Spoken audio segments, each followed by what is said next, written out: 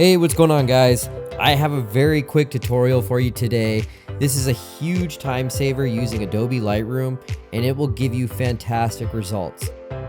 Okay, first off, I do use global edits, but I find that I get more realistic results with linear and radial gradients. The only problem is this can take a lot of time. Sometimes you have to create custom masks, you have to erase very intricate areas that you'd eventually just give up and just go back to global edits anyways.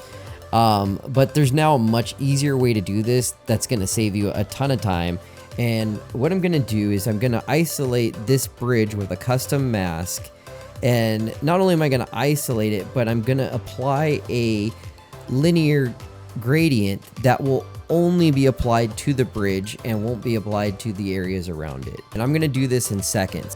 First, I head up to the masking tools with the new AI features and I select the linear gradient. Then drag the linear across my subject. As I go back to my linear gradient and I hit that little minus button, I'm going to use this to subtract the areas that I do not want to edit.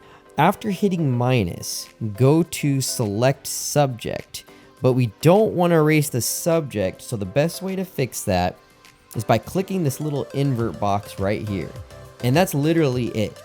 You can now apply feathered edits to your subject and it won't affect the surrounding areas, and you literally did it in seconds. I do love this new feature.